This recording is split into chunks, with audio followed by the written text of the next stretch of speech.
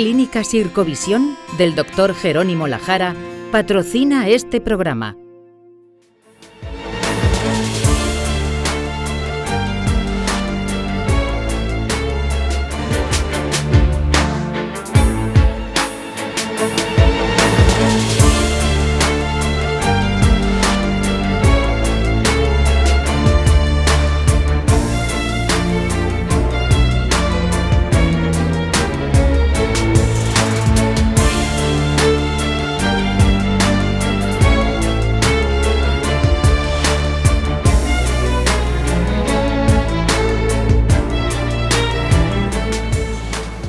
Bienvenido a La Salud en tus manos, un programa que hacemos aquí en Popular Televisión y que también emiten nuestros amigos del grupo Cadena Media. Hoy vamos a hablar de las leucemias. Las leucemias es un tipo de cáncer de la sangre que comienza en la médula ósea. Por suerte no son enfermedades frecuentes, sin embargo en los niños 1 de cada 3 cánceres es una leucemia. En este programa veremos qué síntomas puede producir, cómo se hace el diagnóstico y sobre todo las terapias más avanzadas que existen ahora para su tratamiento. Para ello contamos en el plató con los siguientes invitados. Eduardo Salido, gracias Eduardo por venir. Hola, muchas gracias Juan por invitarme. Tú eres médico especialista en hematología en el Hospital Virgen de la Risaca. José Luis Fuster, gracias. Hola, ¿qué tal, Luis? Juan? Buenas tardes. Tú eres jefe de sección de oncología infantil también en la Risaca. Exacto. Y José María Moraleda, gracias José María. Hola, buenas tardes. Tú eres jefe de servicios de hematología también en el Hospital Virgen de la Risaca. Hoy hemos hecho pleno aquí de la Risaca. Hemos sacado las cámaras a la calle para ver qué le gustaría saber a las distintas personas sobre las leucemias. ¿Qué síntomas podemos tener para conocer que tenemos leucemia? ¿Qué probabilidad tienen las personas con leucemia de curarse? ¿Las personas con leucemia tienen alguna limitación para hacer deporte o actividad física en su vida? ¿Cuánto tiempo de vida puede tener una persona con leucemia? ¿Qué personas son más propensas a tener esta enfermedad? Estas preguntas las vamos a ir respondiendo a lo largo del programa. Vamos a ver, Eduardo, yo he hecho una mínima introducción, pero tú como hematólogo defínenos un poquito mejor qué es una leucemia. Pues una leucemia es una neoplasia hematológica, entonces que deriva de las células hematopoyéticas que dan origen a los elementos formes de la sangre, a las células sanguíneas. Estas células están situadas en la médula ósea, que para que la gente nos entienda está en el interior de los huesos. Entonces estas células sufren un proceso de diferenciación y maduración para dar lugar a las células maduras que tenemos en la sangre, los leucocitos, los hematíes y las plaquetas que todo el mundo conoce. Y cuando ocurre un proceso de transformación de estas células en el interior de la médula ósea, es decir, una transformación maligna, estas células alteran su diferenciación y da lugar a la leucemia. La leucemia es una enfermedad heterogénea, hay muchos tipos. Así a grandes rasgos tenemos las leucemias agudas y las leucemias crónicas, que son dos grandes grupos distintos cada una. Digamos que en las leucemias agudas el trastorno de la diferenciación de la célula hematopoyética ocurre muy precozmente en la diferenciación de estas células, con lo cual estas células tienen un trastorno de la diferenciación celular, mientras que en las leucemias crónicas estas células sí que maduran. Este es un trastorno más tardío y eso hace que las células maduren y el curso clínico es más larvado. Digamos que son comportamientos clínicos muy distintos unas de otras. Pero la enfermedad se origina en la médula ósea, o sea, ahí dentro de los huesos, y en las agudas, en los estadios muy iniciales de las células madre, en su desarrollo, y los otros ya más avanzados. En un estadio de diferenciación más avanzado. José Luis, tú como pediatra, oncólogo, ¿cuáles son las leucemias más frecuentes en los niños? Bien, como habéis dicho, la leucemia aguda en nuestro caso es la enfermedad maligna más frecuente en la infancia. De cada 3 o 4 casos de cáncer que diagnosticamos, uno es una leucemia. Y en los niños no tenemos leucemias crónicas, solo leucemias agudas. Y entre ellas hay 2 tipos. La leucemia aguda linfoblástica es la protagonista en niños y le sigue de lejos la leucemia aguda mieloblástica, que es exactamente lo contrario que lo que ocurre en los adultos. O sea que Yo defiendo en las clases, etcétera, que hay una enfermedad que es la leucemia aguda linfoblástica, que es una enfermedad típica de niños, con un pico de incidencia muy pronunciado, alrededor de los 4 o 5 años de edad.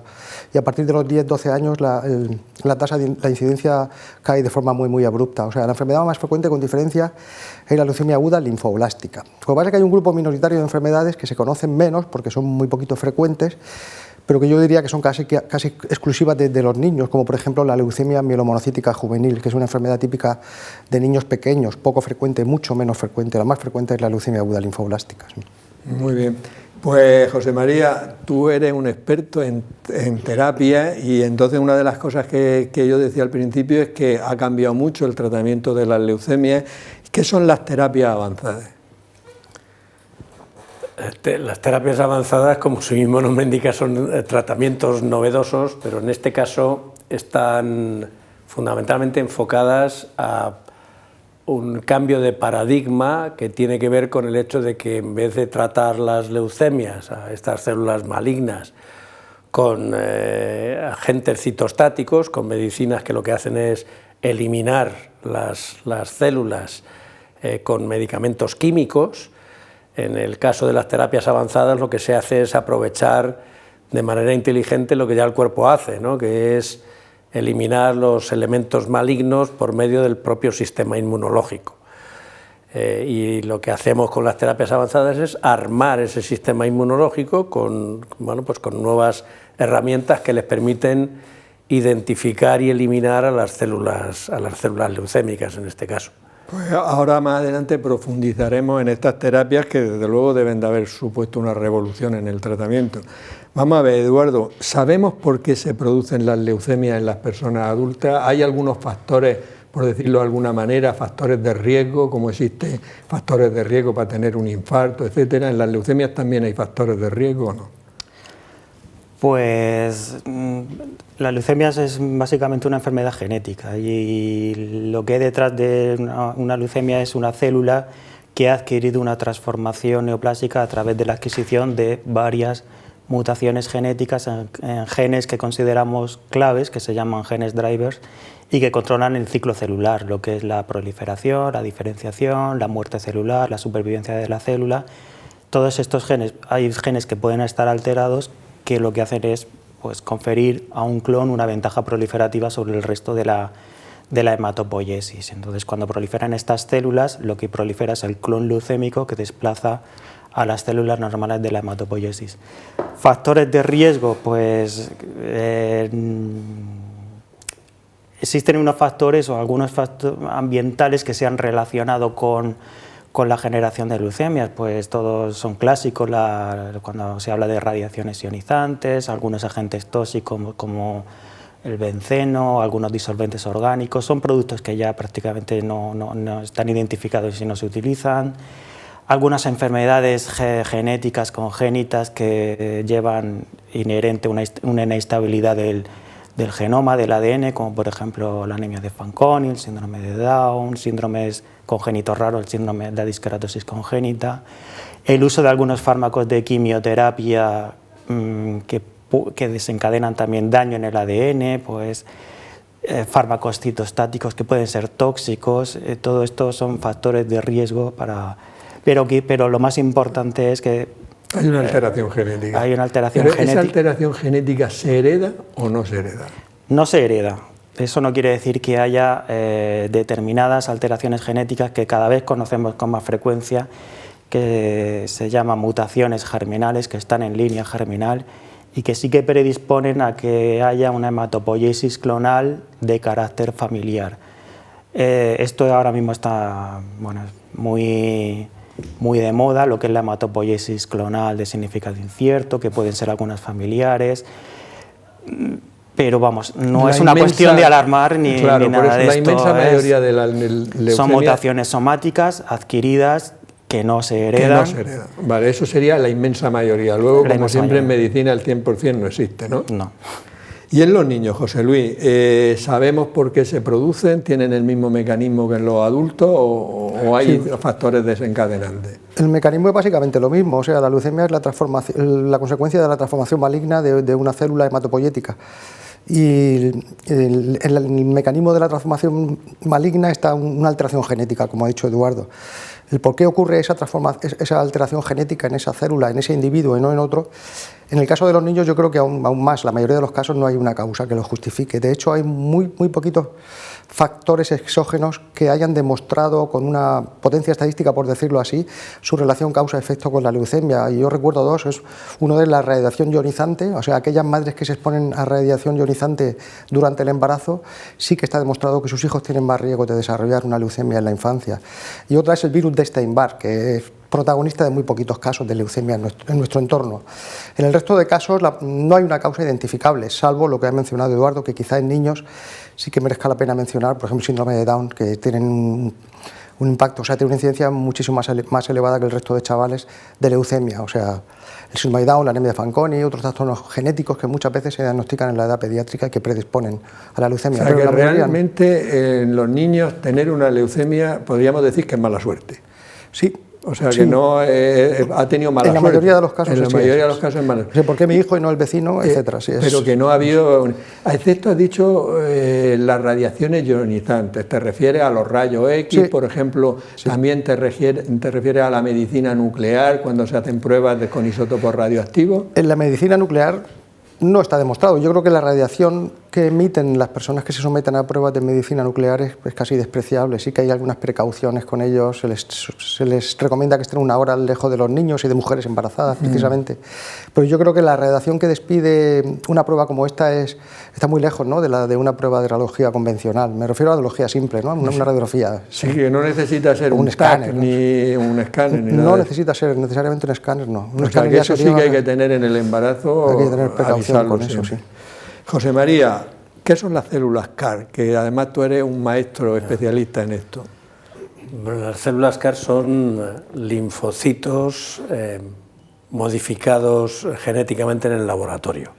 O sea, son un experimento que hacemos en el laboratorio cogiendo los linfocitos de una persona y enseñándoles cosas, dotándolos de instrumentos para que funcionen como nosotros queremos. En este caso lo que hacemos es ponerles unos marcadores, unas antenitas en la superficie que reconocen a su vez otros marcadores específicos de las leucemias, de las células leucémicas. Y eso permite que esos linfocitos, que nosotros, se llama ahora biología sintética, que sintetizamos en el laboratorio y que fabricamos por millones, podamos meterlos en los pacientes y estos linfocitos identificar esas células leucémicas y eliminarlas. Y son extraordinariamente eficaces y por eso son tan relevantes, ¿no?, en los tratamientos de los que actualmente disponemos. Lo has explicado de manera muy sencilla que hasta yo he sido capaz de entenderlo, pero no debe ser nada fácil. Estás diciendo de crear en el laboratorio, sintetizar en el laboratorio unos compuestos que ponéis en la superficie del linfocito T, ¿no?, creo, que luego, y ese linfocito ya modificado por vosotros, es el que ataca y destruye las células leucémicas. Efectivamente, ¿no? Es así, ¿no? Es así. Da un poco de miedo porque esto es consecuencia del avance científico, ¿no? Es decir, lo que sí hemos aprendido mucho, tenemos mucho, son las herramientas de edición génica, como estaban comentando Eduardo y José Luis. El problema de la leucemia viene en los genes, ¿no? Porque claro, también los genes nosotros los podemos con estas herramientas modificar. Y también los virus, es algo que también se ha mencionado como una potencial causa de leucemia. De hecho, en algunas leucemias crónicas los virus tienen bastante impacto etiológico. Pero hay unos virus que nos permiten, que también nosotros ahora podemos en el laboratorio, ¿no?, cortar las partes que no nos interesan y dejar las que nos interesan, que es ser el mediador. El virus es el elemento biológico probablemente más infectivo que existe en el desarrollo, ¿no?, de la naturaleza. Claro, si nosotros podemos aprovechar esa capacidad del virus de transmitir y lo cortamos, ¿no?, como en un juego de niños, ¿no?, lo cortamos y le metemos entre la cabeza y la cola la información que nosotros queremos, genética, ¿no?, de ADN, sí. Entonces le damos información para que si ese constructo, ¿no?, esa combinación la metemos en una célula, esa célula produce, adquiera esa información en su ADN y produzca una proteína que a su vez se exprese en la membrana como esta antenita que digo, como esta, lo llamamos antígeno quimérico. CAR es el receptor de antígeno quimérico en inglés, ¿no? Que American Antigen Receptor, y ese receptor es el que enfoca, dializa, eso es, tiene como su diana la célula leucémica y la elimina. Madre mía, yo la verdad es que leí un libro que se llama Corta y pega, editando genes, que es buenísimo, buenísimo. O sea que, pero realmente, dicho, o sea, de verdad que yo lo he entendido perfectamente, que lo explica muy bien, pero realmente es un avance brutal. Como decía antes, es un avance que a veces da miedo, ¿no? Porque son las herramientas que nos permiten modular muchas cosas, ¿no? Si tú eres capaz de modular el código genético de un animal, de una célula, de un ser pluricelular como un animal o incluso más allá, pues tienes capacidad de modificar muchas cosas, ¿no? Un poquito de... Y luego otro concepto es que los virus bien utilizados pueden ser de gran utilidad para el ser humano. No solo hay que verlos como lo que nos ha producido la pandemia. Efectivamente. En nuestra sección Palabras de Médicos, nuestro profesor de latín y griego, Juan Carlos Ferri, y nuestra experta en traducción, Mariluz Soler, nos van a decir el origen de varias palabras relacionadas con el tema de hoy. Muy buenas, en el programa de hoy vamos a hablar del popularmente llamado cáncer de sangre, la leucemia. Etimológicamente, leucemia está compuesta por leukos, que en griego significa blanco, y haematos, que en griego significa sangre. Evidentemente tiene relación con la sangre, porque la palabra haematos en griego significa sangre y dará los compuestos hema y hemo. De ahí que esta tipología de cáncer reciba el nombre de cáncer hematológico. También se puede referir a esto como neoplasia sanguínea, que es el crecimiento anormal de un tejido orgánico. Uno de los tratamientos contra esta tipología de cáncer es el trasplante de médula. Ya hablamos en otros programas de los trasplantes. Trasplantar tiene relación con las plantas, es coger una planta y moverla de un sitio a otro con las raíces y con todo. Traspasado al cuerpo humano, pues mover un órgano del cuerpo a otro, en este caso la médula. Para que este milagro suceda, se necesita una donación, que viene del latín donare, dar algo a gratis, a cambio de nada, sin ánimo de lucro. Es una donación que se puede hacer en vida, no como en otros trasplantes. Solo se necesita compatibilidad total entre donante y receptor. Y también mucha solidaridad. Ya saben, lo mejor es acudir al especialista porque cuanto más precoz sea el diagnóstico, mejor posibilidades hay de triunfar. Palabras de médicos. Vamos a ver, José Luis, muchas veces cuando un niño tiene una leucemia, el padre, la madre a veces tienen sensación de culpa, es decir, ¿por qué a mi hijo y por qué le ha pasado a él? Totalmente. ¿Realmente se puede hacer algo para evitar las leucemias en los niños? Creo que no, Juan, me parece que no, que la respuesta es que no, salvo las pequeñas excepciones que hemos comentado hace un par de minutos, que parece de todo lógico y prudente que una mujer embarazada no pase por una prueba radiológica. Esto es algo, yo creo que es un concepto ya universal, nadie lo hace.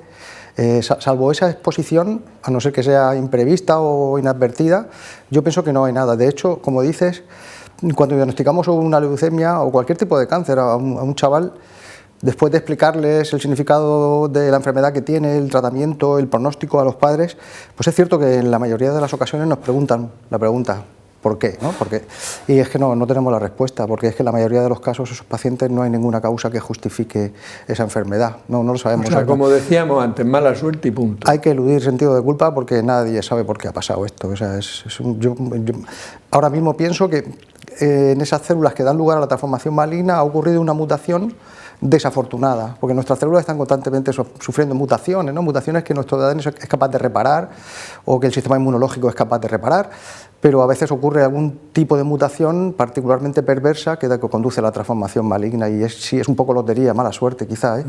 Ojalá podamos encontrar alguna otra explicación pronto, hay gente intentando encontrarla, pero de momento no la hay. Muy bien, vamos a ver, José María. Es que tú has dicho una cosa y luego has profundizado. Voy a ver si yo soy capaz de explicar lo que tú has dicho bien.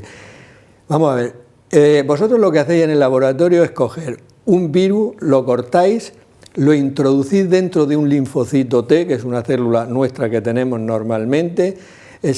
Como es un virus, da la orden ahí, se mete en el ADN de la célula, en el núcleo de la célula, y hace que sintetice una proteína que se pone en la membrana del linfocito, que identifica la célula diana y se va por ella y la destruye. Efectivamente. Eso es, es que como lo del virus al principio...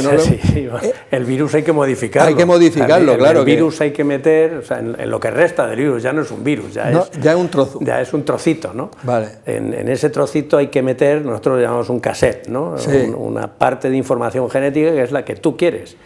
Y eso que tú quieres puede ser eso, una información para una proteína de una quimérica, o puede ser una información para que la célula fabrique factor 8, o puede ser una información para que la célula fabrique una proteína que el cuerpo no tiene. No solamente sirve esto para las leucemias. Sí. Eso te iba a preguntar. Las células CAR, estas que es como se llaman, ¿qué indicaciones tienen? ¿Para qué las estáis utilizando? En estos momentos las indicaciones más frecuentes y demostradas y que están en uso son las hemopatías malignas, es decir, son las leucemias, particularmente las hemopatías malignas de linfocitos B, y luego podemos explicar por qué. La leucemia aguda linfoblástica B y los procesos linfoproliferativos, los linfomas B, habitualmente linfomas B malignos de célula grande, son tratamientos muy experimentales, y en una primera etapa, como sabes muy bien, estos tratamientos se utilizan en personas que tienen la enfermedad muy avanzada, más avanzada, ¿no? O que la enfermedad es más grave, porque de otra manera a lo mejor los podemos curar antes. Fundamentalmente esos, y ahora mismo ya el mieloma, ¿no? Que es una enfermedad de células plasmáticas que sigue siendo un linfocito B evolucionado, madurando, ¿no? hacia células plasmáticas. Son las indicaciones más frecuentes: leucemia aguda linfoblástica B, linfoma de linfocitos B y mieloma.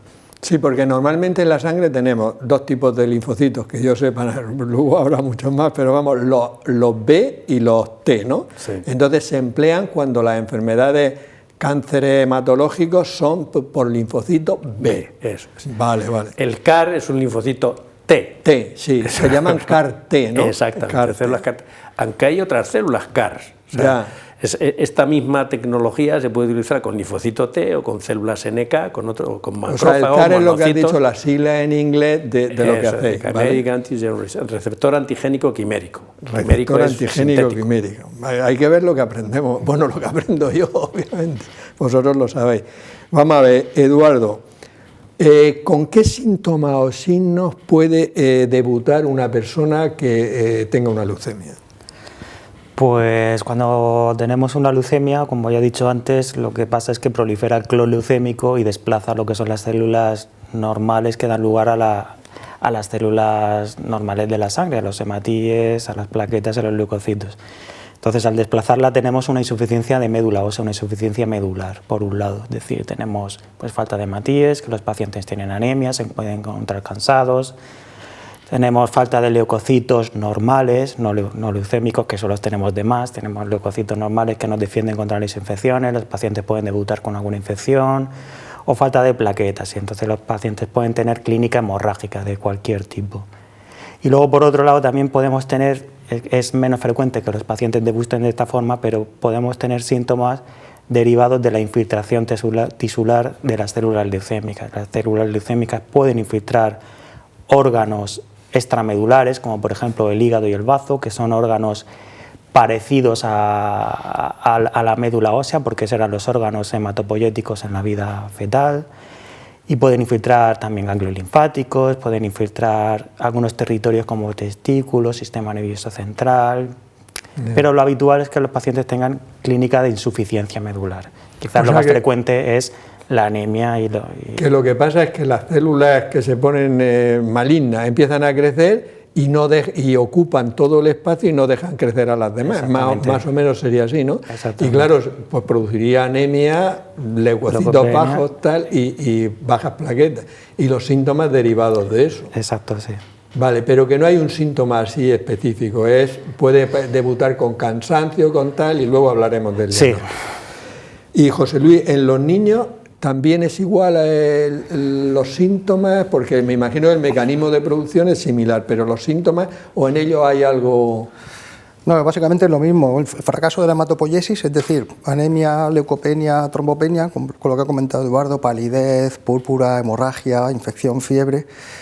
La invasión de tejidos extramedulares con hepatoesplenomegalia, adenopatías. También en los niños es un síntoma relativamente frecuente que son las artralgias, las artromialgias, ¿no? que son persistentes en una causa clara. Son niños que vienen por cojera de 4 semanas de evolución quizá, pero no hay ningún síntoma guía. Luego quizá hay un tercer grupo de síntomas que es lo que llamamos el síndrome metabólico, que son fiebres sin infección, pérdida de peso, anorexia, pérdida de apetito, síndrome metabólico, que probablemente es consecuencia de la liberación de todas las citoquinas que llevan esas células malignas. Pero realmente un signo guía que te diga, este niño puede tener una leucemia, no existe. Normalmente lo que despierta la alarma es un hallazgo de laboratorio, una citopenia que decimos, ya sea la anemia, la neutropenia o la trombopenia, una combinación de alguna de esas citopenias. Pero a un niño normalmente no le hacen un análisis de sangre si no se encuentra mal. O sea, claro, entonces, claro. Cuando los síntomas esos que tú dices son muy agudos, son crónicos, y eso es que precisamente eso dificulta la cosa en los niños, porque los niños son extraordinariamente tolerantes a cualquier síntoma, y si el síntoma se establece de forma prolongada, no de forma aguda, aún más. O sea, son pacientes que a veces se presentan con alteraciones hematológicas que uno se lleva las manos a la cabeza, pero como la cosa lleva semanas, su organismo como que se va adaptando, siguen corriendo, yendo al colegio, etcétera. Es difícil, porque son síntomas vagos, por otro lado. O sea, son síntomas que pueden tener cualquier niño con una infección banal, etcétera. O sea, el diagnóstico, pues bueno, hay que tener un poquito de eso, no sé. Yo siempre insisto en que quizá la persistencia de un síntoma sin una causa que lo justifique es lo que debe quizá despertar un poco la alarma. Síntomas persistentes. Lo digo por eso, porque bueno, hablaremos luego del diagnóstico y podemos profundizar. Vamos a ver, José María, cuando se aplica un tratamiento CAR, por ejemplo en una leucemia B, ¿qué resultados relevantes se producen? ¿Hay buenos resultados?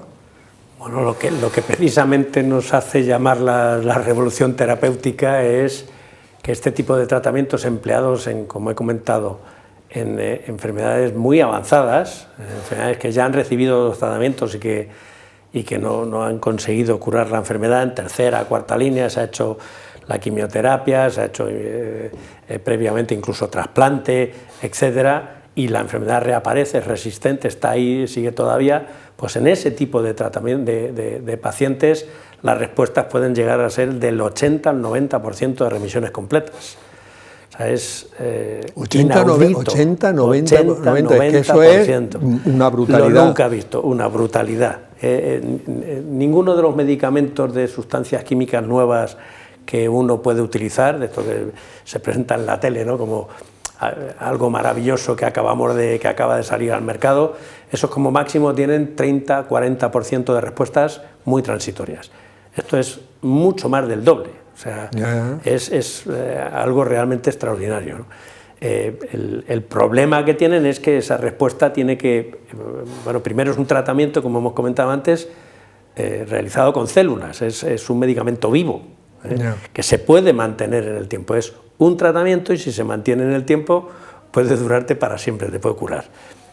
El problema es que te tiene que durar para siempre, luego lo podemos analizar esto con más. Pero yo me imagino que si una persona está viendo el programa y tú has dicho que este es un tratamiento que es de tercera línea, por decirlo, o sea que primero se emplean otros tratamientos y en este sería cuando los otros no dan resultados.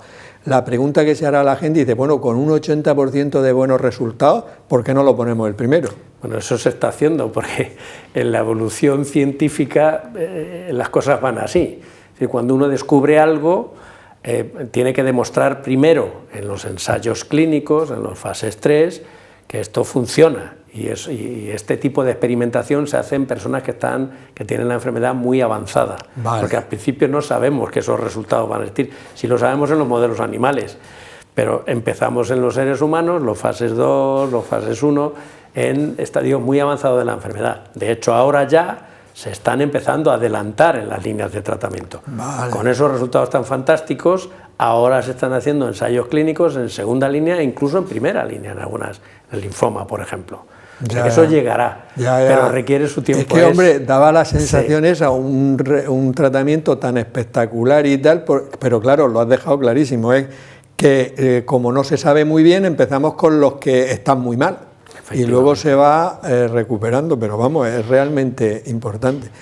Vamos a ver, Eduardo, has comentado algo, una persona se hace un análisis de sangre, ¿cuándo en ese análisis tú sospechas que ese paciente puede tener una leucemia? Porque a veces uno tiene, en fin, si nos fijamos, los linfocitos altos, los leucocitos altos, pero una cifra que ya el paciente se lo da a su médico y dice, cuidado, esto ya hay que verlo un hematólogo. Bueno, pues el análisis donde nos tenemos que fijar es el hemograma. El hemograma es donde se reflejan cómo están las células de la sangre, y cuando un paciente tiene una anemia pues, o una leucemia, pues volvemos a lo de antes. Tiene una insuficiencia medular, va a tener muy probablemente anemia, va a tener muy probablemente las plaquetas bajas, trombopenia, y los leucocitos los podemos ver elevados en el análisis como consecuencia de la expresión de las células leucémicas en la sangre, que son leucocitos, y podemos ver los leucocitos altos. Cuando veamos una bicitopenia con leucocitos altos, una pancitopenia, porque hay algunas leucemias que todavía debutan con pancitopenia y los leucocitos, las células leucémicas no han salido de su casa de la médula a la sangre periférica, y entonces tenemos las 3 células disminuidas, pues todas esas situaciones son situaciones de alarma. Nosotros cuando vemos eso en un laboratorio y un hemograma que no encaja o un hemograma alterado, inmediatamente vamos al microscopio y vamos a ver esa sangre al microscopio.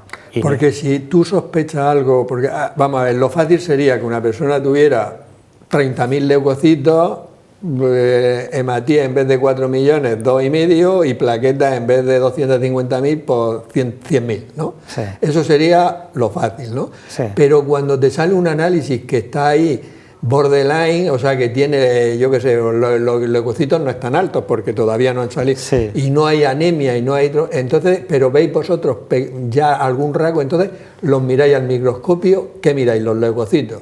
Miramos toda la sangre. Toda la sangre. Todas las ¿Y células. qué encontráis ahí entonces? ¿O qué podéis encontrar? Pues vamos buscando la presencia de células leucémicas, es decir, lo que nosotros llamamos blastos, que son las células inmaduras que salen a la sangre periférica. Puede ser una leucemia muy explosiva y entonces ver todo el frotis con muchas células, o podemos verlo en un porcentaje muy bajito. De ahí que en esos casos pues tengamos que echarle tiempo, un estudio detallado para ver si vemos esas células o no las vemos. Ya. Sí, pero vamos, que vosotros realmente cuando veis pequeñas sospechas ya hacéis un estudio que a veces es fácil y otras veces os resulta complicado. Cualquier hemograma que ve en el laboratorio nos sale sospechoso o no cuadra con el histórico que tiene el paciente, porque vemos los previos y todo, vemos que hay algún cambio, pues esa analítica, ese hemograma se comprueba al microscopio antes de darle salida y de validarlo. Muy bien. José Luis, ¿en los niños es igual o en los niños normalmente, como son más las leucemias, tú has dicho que son agudas y que tienen, los síntomas son inespecíficos, pero que en 2-3 semanas llegarían? ¿Ya están alterados claramente los análisis o no? Casi siempre sí, pero no siempre. Y la verdad es que yo, si me lo permitís, Eduardo, José María, es que yo creo que los niños esto es un poco todavía más desafiante, es un reto, porque es que las citopenias aisladas que decimos son súper frecuentes en niños. Por ejemplo, un niño que se presenta con una trombopenia con pocas plaquetas. Pocas plaquetas, que eso es súper frecuente, todas las semanas vemos pacientes con esta alteración. Y muchas veces es una trombopenia inmune primaria, una PTI que llamamos, una infección vírica y nada maligno. Y no siempre hacemos un aspirado medular, que es donde verdaderamente diagnostican la leucemia en cualquier citopenia. O por hablar de la anemia, muchísimos pacientes durante un proceso inflamatorio banal, infeccioso banal, tantos procesos infecciosos banales de las vías respiratorias, pues tienen anemia. Y hay que ponerlo en su contexto. O por ejemplo la neutropenia es un motivo de consulta muy frecuente y casi nunca significa nada malo, ¿eh? O sea que en el niño es un poquito incluso más reto, ¿no? Más reto el diagnóstico de estas citopenias, de estas alteraciones sutiles del hemograma. Y yo creo que, como ha dicho Eduardo, hay que poner la cosa en su contexto, ¿no? ¿Qué le pasa a este chaval? Si es necesario repetimos el análisis una semana, etcétera. Y si hay dudas fundadas, pues un aspirado medular para salir de dudas. Es lo que se llama una punción medular para el estudio. Muy bien. José María, ¿las células CAR son seguras? Y otra cosa, ¿las tenemos aquí en Murcia disponibles? Para que esté en el mercado un medicamento nuevo tiene que cumplir dos premisas: ser seguro y ser eficaz. Y sobre todo tener un equilibrio, digamos, un rango terapéutico apropiado. Es decir, que aunque tenga efectos secundarios, todos sabemos que no hay medicamento que no tenga efectos secundarios, el beneficio esperado, el beneficio clínico, supera con creces los riesgos que tienen los efectos secundarios. En el caso de las terapias avanzadas, de las células CAR, hay efectos secundarios relevantes, que tienen que ver con la destrucción, precisamente con la destrucción masiva de células neoplásicas. O sea, son tan eficaces, matan tantas células al mismo tiempo, que la basura biológica que se genera es muy elevada, se producen ahí citoquinas, lo que llamamos el síndrome de liberación de citoquinas, que es un síndrome inflamatorio agudo que puede llegar a ser muy grave y que produce que la tensión baje, que una persona pueda dejar de orinar, que tenga sensación de falta de aire. A veces hay que llevar a los pacientes a la unidad de cuidados intensivos, pero esto es transitorio. Es decir, que con la identificación y tratamiento adecuado de este síndrome de liberación de citoquinas, la gran mayoría de los pacientes lo superan y vuelven otra vez a la sala, ¿no? Y luego hay estas citoquinas inflamatorias pueden también afectar al sistema nervioso central y producir lo que llamamos un síndrome neurológico, ¿no? Que también puede estar graduado, puede ser digamos que leve a muy grave, ¿no? Con sintomatología variada, ¿no? de dislexia, el paciente no puede leer bien o de pronto no identifica bien a la persona a la que está o se desorienta un poquito o incluso puede llegar a tener alguna convulsión. Para todas estas cosas tenemos tratamiento y en algunas de ellas incluso nos anticipamos, y esto de nuevo también, como el síndrome de liberación de citoquinas, es transitorio. La mortalidad relacionada con este tratamiento no llega al 2%. Y tiene que verse eso en el contexto de lo que estamos hablando. Estamos hablando de una enfermedad mortal si no se trata. Muy avanzada, en la cual ya en la mayoría de los casos, antes eran los pacientes que los mandábamos a casa sin nada más que ofrecerles, ¿no? O sea que el balance de beneficio clínico es extraordinariamente elevado, pero es a coste de algo. ¿Y los tenemos en Murcia, este tratamiento? Sí, sí. Afortunadamente lo tenemos en Murcia, como sabéis. La línea de terapia celular, de terapias avanzadas, es algo que en la Risaca, en el equipo pediátrico de adultos, llevamos trabajando muchos años y bueno, nos hemos implicado tanto en la investigación como en la producción clínica de estos CARs y de los ensayos clínicos que se han realizado académicos en otras instituciones y bueno, empezamos a emplearlos hace ya casi 2 años. En pacientes con mieloma y ahora con leucemia aguda linfoblástica y bueno, pues tenemos ya experiencia y afortunadamente lo podemos ofrecer. O sea que habéis participado desde el inicio, desde la investigación en los estudios y ahora en la práctica clínica, o sea que vamos sin ningún remilgo, sois punteros totalmente en esto. Con humildad, ¿no? Con humildad, pero lo sois. A ver, estamos digamos que en la vanguardia de este tipo de tratamientos. Hay otros centros, bueno, desde luego norteamericanos donde se ha inventado este tipo de tecnología.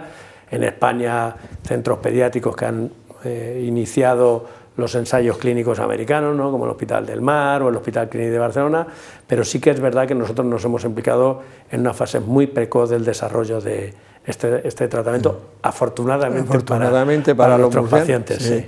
De todas maneras, tal y como lo explicaban, me recordaba, o sea, es tan efectivo el tratamiento que destruye tantas células leucémicas que esas células leucémicas que tienen proteínas inflamatorias, las famosas citoquinas, son las que pueden dar los efectos secundarios, o sea que no es el medicamento en sí. Efectivamente, bueno, el medicamento en sí es un linfocito normal de ti mismo, porque se extraen de la misma persona. Me recuerda un poco, yo de esto sé muy poco, pero de estas cosas que cuando estudias en la carrera, de lo cual hablamos de 50 años ya, y había cuando un paciente tenía la sífilis, el tratamiento con penicilina era tan eficaz que producía una reacción tóxica que se llamaba, creo recordar, Hersheimer o algo así, ¿no? Sí, señor. Que es parecido a ese, realmente muy importante. Vamos a ver, Eduardo, y imaginemos que una persona, tú ves el análisis y no es, porque cuando está claro lo tienes claro, pero a veces no está claro, lo mira al microscopio y sospechas que hay una leucemia. Entonces, ¿cómo seguir el proceso para hacer el diagnóstico? ¿Tenéis que hacer la punción? Explícanos. Sí, pues tenemos que ir a donde está la leucemia, que es la médula ósea, y ahí es donde se diagnostica. Tenemos que hacer una prueba que es el aspirado de la médula. Normalmente el adulto lo hacemos en el esternón, aquí, y la prueba es una prueba muy sencillita y consiste en mirar la médula ósea en el microscopio.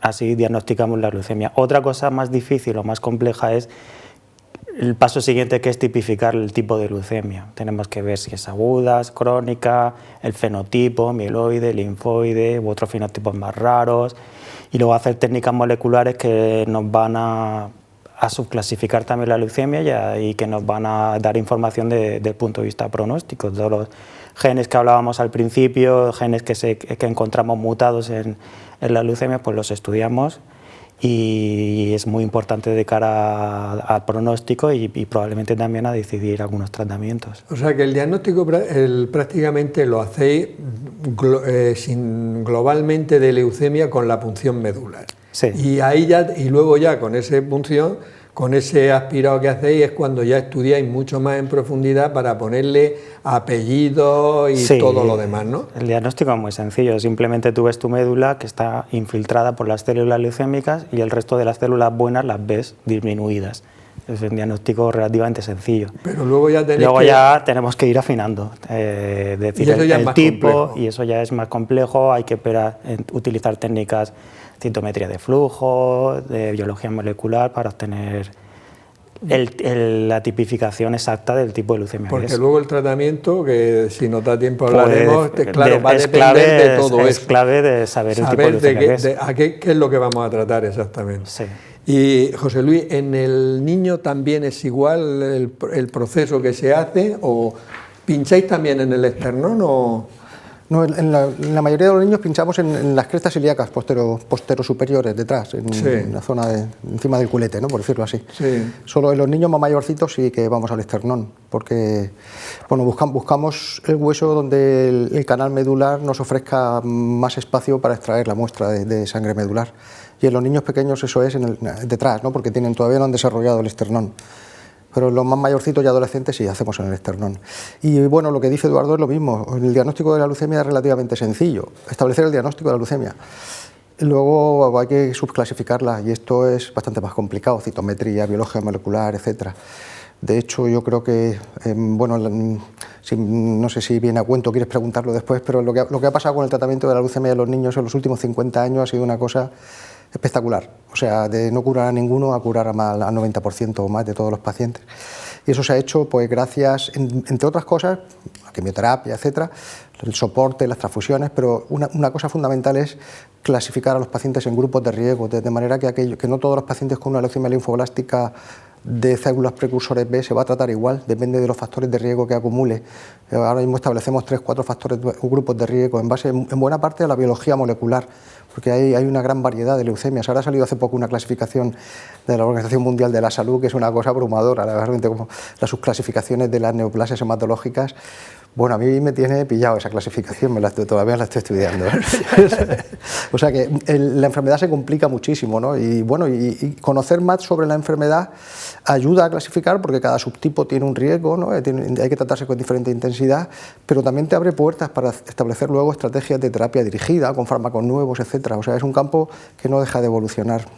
Ya, o sea que dices leucemia y no has dicho prácticamente nada. Exacto, sí. Y hay que llegar a la clasificación esa última que dices, que hay que estudiársela a fondo para poder... Muy bien, José María, ¿qué diferencia hay entre el tratamiento CAR y el trasplante de médula ósea? ¿Qué es lo que la gente oye y sabe, que hay un trasplante de médula? Bueno, fundamentalmente... En el trasplante de médula ósea se basa en dos elementos terapéuticos. Uno que es la quimioterapia a dosis altas, la quimioterapia intensiva que llamamos, con o sin radioterapia, para eliminar todas las células malignas, ¿no? Claro, cuando lo usas eso a dosis muy elevadas, eliminas las células malignas y las benignas. Te quedas sin médula ósea realmente, ¿no? Haces un borrado completo. Y eso, si no repones las células que forman la sangre, las células madre hematopoyéticas, pues el paciente fallecería. De manera que el segundo punto es el reponer por parte de un donante sano la hematopoiesis con ese trasplante de células hematopoyéticas, que además llevan el sistema inmune del donante. ¿De acuerdo? Sí, sí, total. Entonces tienes dos componentes terapéuticos muy importantes. Uno, la quimio-radioterapia a dosis altas en la primera fase del trasplante. Otro, la infusión de esas células hematopoyéticas de un donante sano, que además te dan ese componente terapéutico del sistema inmune, ¿no? del donante contra las células del receptor que hayan podido quedar, ¿no? La inmunoterapia antitumoral. Eso tiene unos efectos secundarios tanto de uno como de otra parte muy relevantes. En contraste, la célula CAR es una célula que son linfocitos T de la misma persona, que tú las extraes, o sea, seleccionas los pocos linfocitos normales que te pueden quedar, ¿no? Exactamente. Eso es otro de los pequeños trucos que tienes que hacer en el laboratorio, y ahí es donde metes la información genética, la información adecuada para que ese linfocito se arme. Es un linfocito armado, un linfocito activado, peligroso, porque es muy potente. Y ejerce esta segunda parte del trasplante, el efecto inmunoterapéutico del trasplante, del linfocito de inmunoterapia antitumoral, pero en grandes cantidades, porque lo hemos crecido en el laboratorio. En el laboratorio lo hemos modificado y lo hemos crecido, lo hemos multiplicado nosotros también por millones. Y metemos al mismo tiempo, es como si metiéramos un ejército de élite en una guerra que está perdida, ¿no? Pues de pronto el enemigo está tan contento porque cree que ha ganado la guerra, pero amigo, aparece por ahí en cantidades encima ingentes, bueno, pues marines de primera categoría armados al máximo y revierten la batalla, ¿no? Revierten la situación. No, muy interesante. De los vídeos que hacemos para nuestro portal de salud CanSalud, y dentro de la sección me lo compro, me lo como, no me lo compro, no me lo como, hemos seleccionado para hoy la pera. Pera, ¿me la compro y me la como o no me la compro y no me la como? Sí, debemos de comprárnosla y comérnosla. De hecho, no tenemos en la mesa porque no las hemos comido antes, pero en fin, errores del directo, ¿vale? Yo insisto, hay que comprárselas y hay que comérselas. Vale, ¿qué nos aportan? Bueno, pues mira, 100 gramos de pera tienen 12 gramos de hidratos de carbono, que son azúcares, pero como la pera además tiene fibra, unos 2,5 gramos, y además la masticamos, no la tragamos, llega al estómago y hay que hacer la digestión, esa pequeña cantidad de hidratos de carbono que tiene, azúcares, no pasan muy rápidamente a la sangre, con lo cual no ocasionan picos de glucosa alta que obligaría al páncreas a echar mucha insulina. Por tanto, aunque tiene azúcares, van dentro del conjunto de la fruta y no habría ningún problema en tomarlo. Vale, ¿qué vitaminas y minerales destacan? Bueno, pues tiene pequeñas cantidades, por ejemplo, tiene 6 miligramos de vitamina C, sin embargo la naranja tiene 60, o sea que tiene mucha más, pero tiene también ácido fólico, 3 microgramos, tiene provitamina A, 2 miligramos,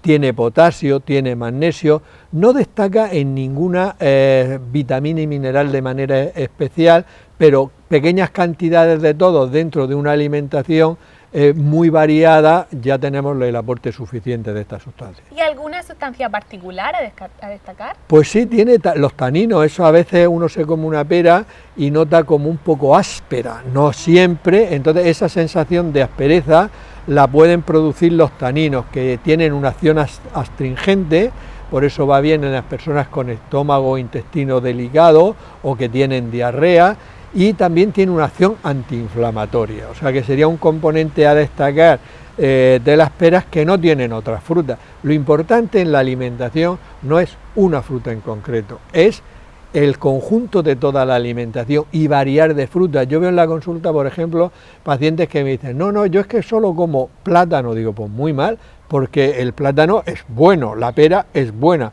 pero es el conjunto de distintas frutas es mucho mejor, claro, porque lo que no te aporta una, te la aporta la otra. Sí, este complemento. En resumen, creo que como cualquier otra fruta de consumo diario, no quiere decir que todos los días comamos pera, en lo que hay que consumir son 2-3 piezas de fruta mínimo al día todas las personas.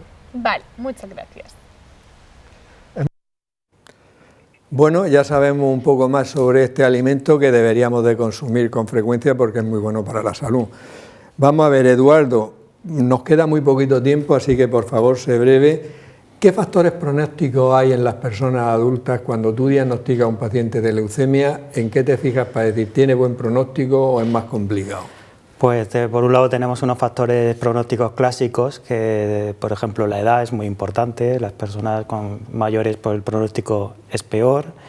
Por ejemplo, la cifra de leucocitos es un factor pronóstico muy clásico, muy importante. Cuanto más hiperleucocitóxica sea la leucemia, pues peor pronóstico porque más proliferación tiene. Y luego existen pues, factores relacionados con la biología de las comorbilidades que tiene el propio paciente, los síndromes de fragilidad asociados a los pacientes. Todos estos pacientes hacen que el propio pronóstico y la respuesta al tratamiento sea peor.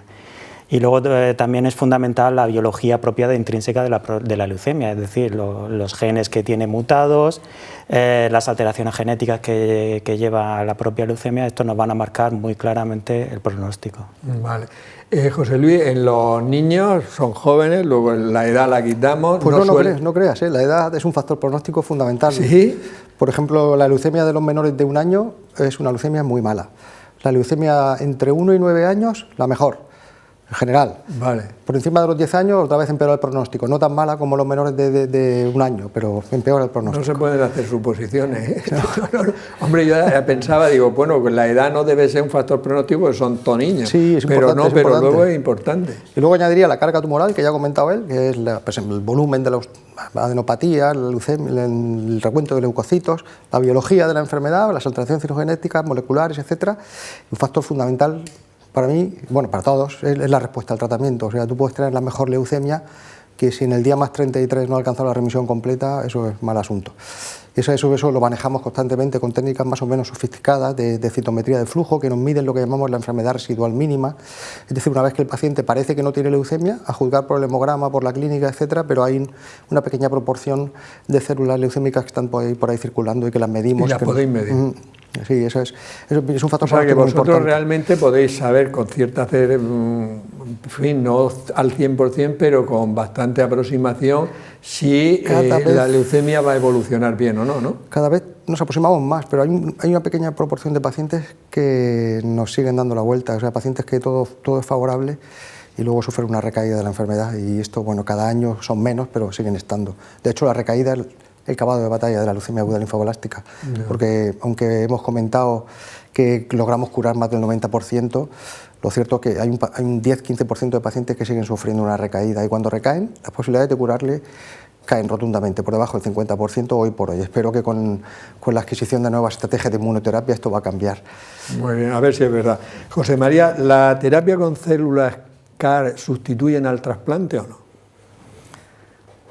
Esta pregunta se hace con mucha frecuencia cuando aparece algo nuevo, ¿no? Y la contestación es no. Es una arma más, ¿no? Y estamos aprendiendo ahora a ver cómo acoplarla con el resto de las armas que tenemos, ¿no?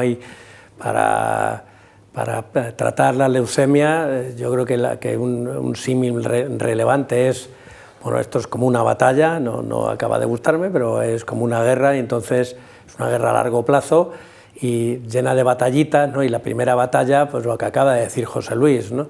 Si queda enemigo es que ahí vamos a tener una posibilidad de una recaída, ¿no? En el caso de este tipo de enfermedades, cualquier arma que tengamos es buena y hay que aprender a utilizarlas todos en el momento preciso y cuando mejor beneficia al paciente. Hay pacientes que se curan con menos necesidad de toxicidad y otros que, por el contrario, necesitan tener un tratamiento más intensivo desde el primer momento, todo guiado por estos factores pronósticos que se han comentado de la genética, que es muy relevante, ¿no? Para saber desde un primer momento cómo se va a comportar el enemigo, en este caso es la célula leucémica. Eduardo, casi telegráficamente, aparte de las terapias avanzadas, ¿hay algunos tratamientos también que sean más modernos de los clásicos para la leucemia o no? Bueno, yo diferenciaría lo que es las leucemias crónicas, la leucemia mieloide crónica, la leucemia linfática crónica, donde sí en los últimos años tenemos muchos avances, tenemos terapias dirigidas, terapias a dianas moleculares que han cambiado drásticamente el pronóstico de estos pacientes, y en la leucemia mieloblástica aguda pues quizás es el gran reto de futuro, donde hay muchos subtipos que han mejorado. Por ejemplo, la promielocítica aguda, pero hay otros subtipos de leucemia mieloblástica que se siguen tratando como clásicamente toda la vida y son un reto de futuro para nosotros. Y José Luis, ya nos has dicho que un 90% de leucemias de los niños se curan, pero ¿y qué esperáis en el futuro? ¿Esperáis llegar al 100% de curación? Claro, ¿O casi? Sí, el objetivo es llegar al 100% de la curación por un lado, eso estaría muy bien. Pero hay otra cosa que hay que tener presente, y es que algunos de los pacientes que curamos se curan pero a costa de efectos adversos, algunos permanentes, ¿no? Entonces cualquier idea que implique disminuir la intensidad de tratamiento, que favorezca la aparición de estas secuelas, pues hay que ir a por ella. Y si me lo permitís, yo sí que quisiera añadir o sacar una bandera a favor de unos fármacos que son relativamente nuevos, que son inmunoterapia también, que son los anticuerpos monoclonales, que en el campo de la pediatría han modificado el pronóstico de algunos pacientes con recaídas, de una buena proporción de pacientes con recaídas. Son estrategias de inmunoterapia, son parecidas a los CAR, no exactamente las mismas que los CAR, pero parecidas. Se trata de atacar a ciertas dianas terapéuticas que están en la superficie de las células leucémicas. Muy bien. Bueno, última pregunta, José María. El tratamiento con las células CAR, ¿cómo está organizado en España y qué es el modelo español? España, este tipo de tratamientos, uno de los, digamos, elementos tóxicos que tiene es que son extraordinariamente caros. Entonces, desde hace 4 o 5 años ya eso se preveía, porque se veían los primeros datos, y el Ministerio de Sanidad organizó un programa nacional de terapias avanzadas, en el cual colaboramos, para organizar este tipo de tratamiento en centros concretos, ¿no? Y también estimular la investigación. O sea, yo creo que parte del mensaje que ha dado José Luis, el mensaje que a mí me gustaría dar es que no hay avances sin ciencia. O sea, si no tenemos investigación no podremos llegar a estas medicinas dianas, a estos nuevos tratamientos, etcétera, de manera que tenemos que investigar, ¿no? Y tenemos que hacerlo en los hospitales si es posible también. Entonces, bueno, esta organización que tenemos está basada precisamente en investigar en terapias avanzadas que se puedan desarrollar en la academia, de manera que nos resulten más baratas y más asequibles a los pacientes. Si yo, en vez de tener un CAR que cojo las células, las tengo que enviar fuera y me las tiene que hacer un laboratorio y luego devolvérmelo, lo puedo hacer en mi propio hospital, ahorro tiempo, llego a tiempo a ponerle este tratamiento a mis enfermos, que a veces no llegamos porque están muy malitos, y lo hago de manera mucho más barata. Ese es el modelo español. El modelo español lo que intenta es implantar CAR académicos más buenos, más bonitos y más baratos, y más cerca de los pacientes para llegar a más enfermos y hacerlo accesible a todas las personas que lo necesitan. Bueno, en España, por ejemplo, en el tema de los trasplantes, también un modelo español también es reconocido a nivel mundial. Si este modelo de células CAR también se reconoce a nivel mundial, pues felicitaros a todos los que participáis. Bueno, yo creo que los mensajes los habéis, siempre digo al final dar un mensaje, pero como no hay tiempo lo habéis dicho. Primero, que el pronóstico es bastante bueno en la mayoría de los casos, y segundo, que la ciencia es la que está consiguiendo a nivel molecular y a nivel de grandes investigaciones, pues realmente doblegar la enfermedad y curarla en una parte muy importante de casos. Yo creo que el mensaje que vosotros habéis transmitido, aunque la palabra leucemia ya te hunde de entrada, pero el mensaje que habéis transmitido es que queda cosas por hacer, pero que los últimos avances han sido muy, muy importantes, ¿no? ¿Estamos de acuerdo más o menos con eso? Sí. Muy bien, pues entonces... Se puede curar, que la leucemia se puede curar, sí. Y se cura. Se cura, y en los niños en el 90% de los casos, es un mensaje totalmente positivo. Por mi parte nada más, recordaros que en nuestro portal de salud, UCAN Salud, podéis encontrar información sobre hábitos de vida saludables y prevención de muchas enfermedades. Y despedirnos hasta la próxima semana en un nuevo programa de La Salud en tus manos. Que seáis muy felices.